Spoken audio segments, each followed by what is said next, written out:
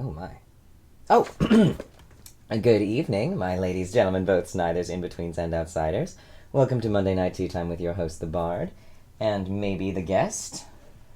Hello, kitty. I'm actually late recording this video because she's decided this is her chair all the time. And she was asleep in it for probably the 30 minutes that I wanted to start recording this. Hi.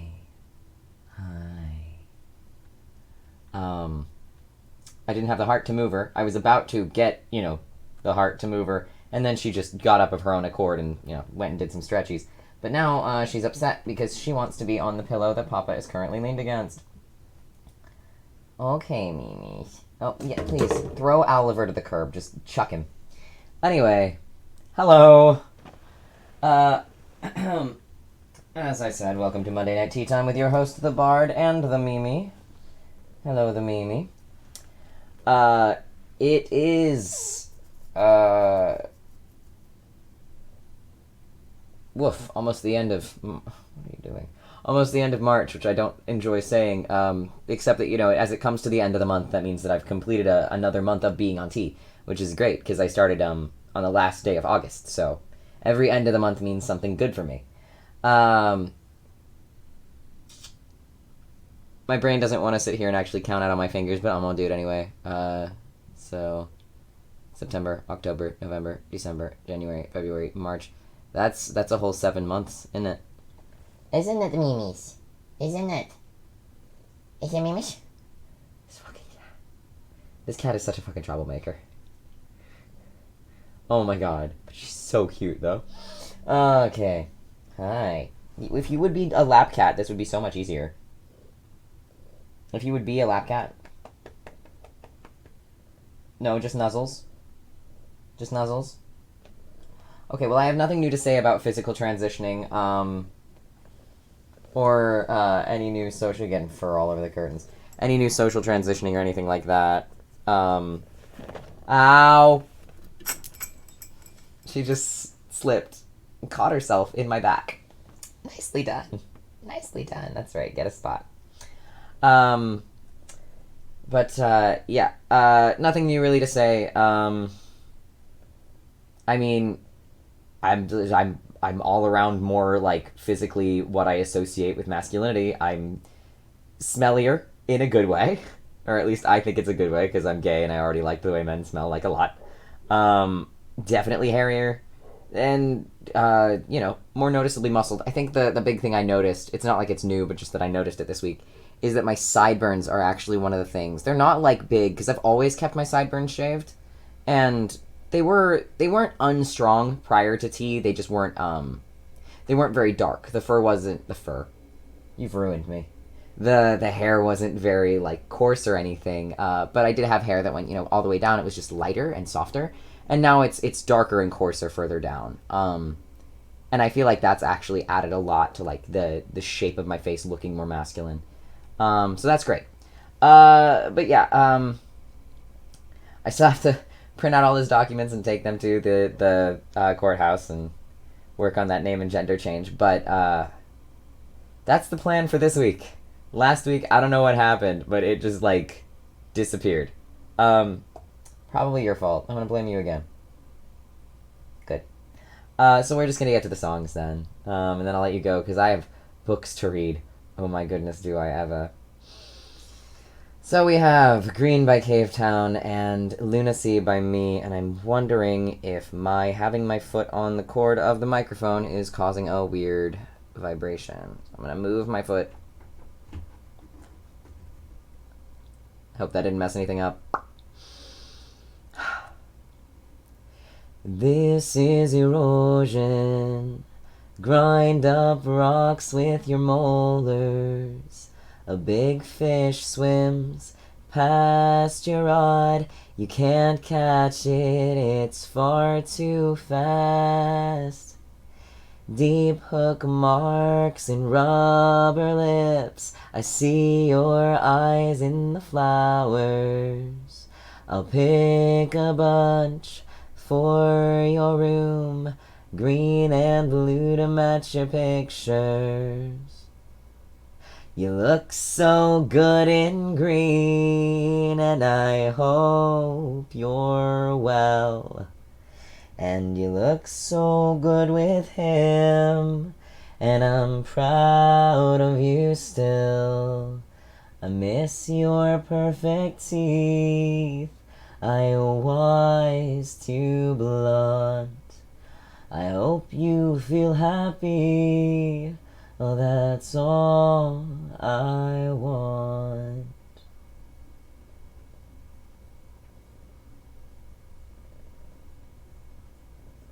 She's purring. It's like all she does. Anytime you even get near her, like you look at her and she starts purring, but like it's still so nice.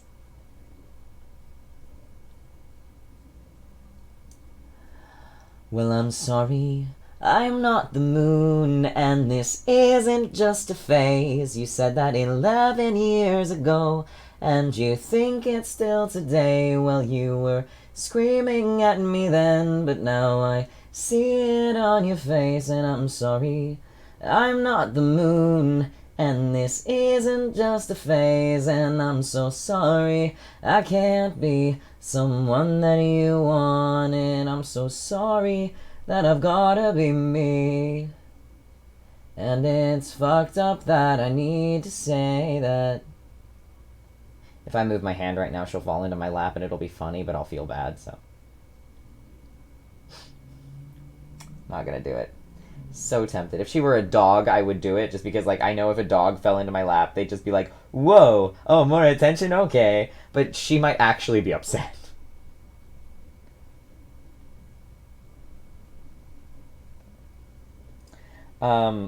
I guess I can say one thing that I did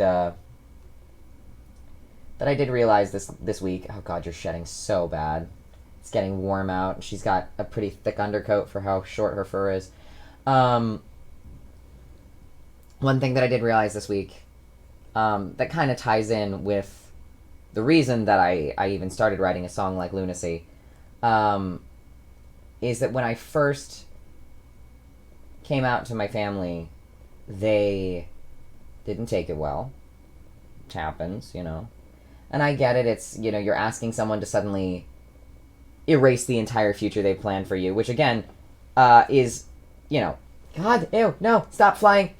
Sorry, there's fur everywhere. But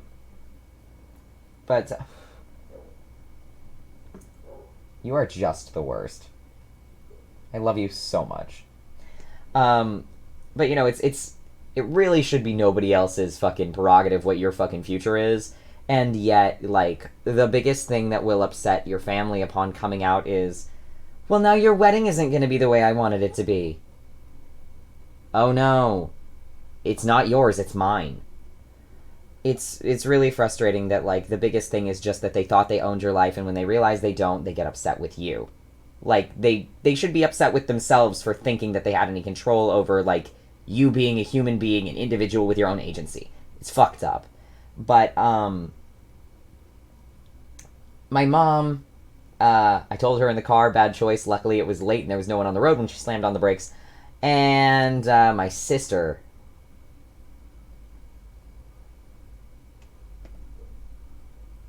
Hi.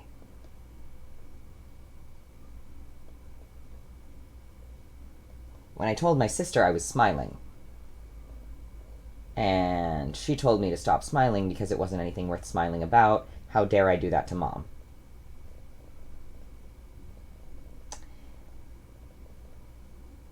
And then I was depressed because I just told the two people who mattered most in the world to me who I was, and one of them didn't get it and was scared by it, and the other was actively angry.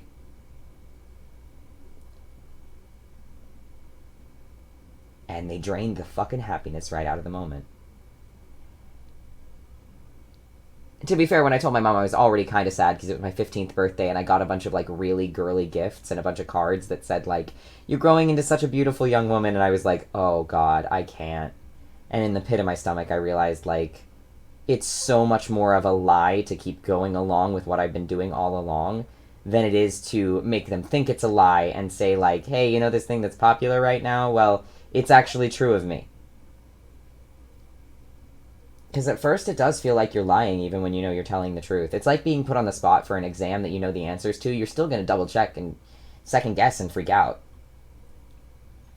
But, yeah. I only realized this week that the reason I was depressed, because what they kept telling me, and it made me so mad because I couldn't understand why they were wrong, and it took me practically 6 years to figure it out. My family would tell me, you've just become so much more depressed since you've started identifying as trans. I don't know why you won't just stop. And I realized, a little influenced by a discussion I had with a bunch of my friends on a Zoom call, that truth is never whole because it's always going to be fragmented to the awareness of the person speaking it. You can be telling the whole truth as far as you know it, and it's not the whole truth. So yeah, I was depressed around my family, but that was because they didn't respect me. I didn't want to spend time with them, but I loved them, so I did. And I was left with this feeling of just... I felt so incomplete with them because I didn't feel like they were even willing to address me as myself. And so I was depressed when I had to spend time with them. And we are so close that, you know, I was depressed a lot of the time. But when I was not with them and I was with my friends or by myself, I was so much happier. And then they would enter and just zap all of the joy out of me. And I did not realize that. This has been going on for 6 years. I wrote a song about it, and I didn't fucking realize it until this goddamn week. I was depressed, but not because I was trans. I was depressed because you refused to accept it. And because that was how I was when they were near me, that was all they knew of me. So in their minds, wow, Jan's depressed all the time. No, Jan's depressed all the time that he's with you. It's your fucking fault. Of course, it can't just be entirely someone else's fault. It's also your responsibility to be in tune with your emotions. And that's why it was making me so mad that I didn't understand why. I felt like they were half right, but I knew they were wrong. And it didn't help that my mom took me to a therapist one summer when I was 19. And because my mom was like, yeah, I think you're depressed. And I was clearly like experiencing, like, I was emotionally depressed. I was not experiencing depression. But yeah, I was in a depressed state of mind because it was Florida in the summer and I was wearing a compression shirt and I'm busty, which sucks. Like, it's bad, okay? It's hot and I hate it. But the alternative's worse, okay? So I didn't want to go outside. And I'm already not like someone who goes outside often anyway. If I could spend my entire life in my house, I would. I would get my sunbeams through my window and get my vitamin C that way, whatever. Vitamin D. Vitamin C is citrus. She doesn't care. But I walked in and this woman asked me to, like, describe how I felt about myself. And my immediate response, to just be honest to a stranger, was, I don't know, I think I'm pretty awesome. And she goes, okay, so your child is not depressed. I mean, you both have ADHD and OCD, that's obvious. And I was like, this bitch, I like her. And then, I didn't like her when she turned to me and said, why do you feel like you need your family's validation? And I said, I don't. I want it, because they're my family, and they're supposed to love me. I feel like I should have it. But I don't need it. I live every day as who I am, regardless of how the fuck they feel about it. That bothered me. And I don't know if she chose those words specifically to see what she could rile out of me, or if it was just because this was, you know, years ago when people were still a little shoddy on, like, how you handle someone with gender dysphoria. And that brings me to one other thing before I let you go, is the argument of dysphoria versus euphoria. It really is unfair to say in order to be trans, like, you have to have dysphoria. Bullshit. I am so good at accepting the world around me and being okay with my own sadness that it took me 14 years to realize why I didn't fucking fit in. Because I wasn't willing to go, well, maybe I am the only one who feels this pain. I assumed everybody else was feeling it and I was just content to let that be. But, I mean, even to this day, the dysphoria is not nearly as bad as the euphoria is powerful when someone gets my fucking pronouns right. And I guess it's, neither is incorrect. But you can look at someone calling you by the gender you were assigned and go, oh, that feels so wrong. And that can be your trigger of realization. And then you could have someone who mistakenly calls you by the wrong gender before you know that you might, be someone who identifies as trans. And you're hit with a surge of euphoria straight through your heart of, that person thought I was a guy. That made me feel so good. That made me feel so right. And that can be your trigger of realization. And one is euphoria and one is dysphoria, and neither is less valid. But it's kind of fucked up that we put more validity into feeling bad than we do in feeling good. You deserve to feel good. Anyway, so, yeah, you got the backstory of one of my songs right there. And I got a cat on my lap, and I'm gonna let you go. So my lovely gems and jewels, coming out stories are fun. Coming out stories are a real fun time. A real fucking fun time. They don't know. That's what gets me about my family. They don't realize that they reacted poorly, and I still haven't gotten apologies. Because I don't pitch a fit about it. Because I like to rely more on the euphoria than the dysphoria. But I only have dysphoria when I'm around my fucking family. Anyway, I love them dearly. I do. I just wish they respected me back. Anyway, I am going to let you go.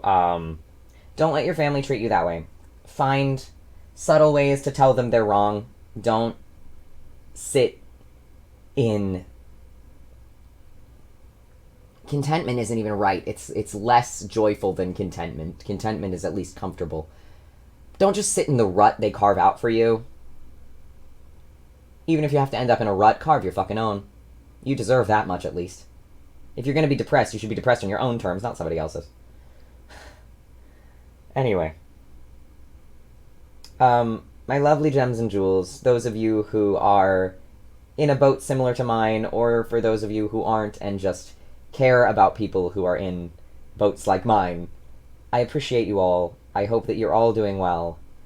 I hope that as the world is starting to get a little brighter, your days are getting brighter too. And, have a fantastic evening until I see you again. My darling gems and jewels, good night.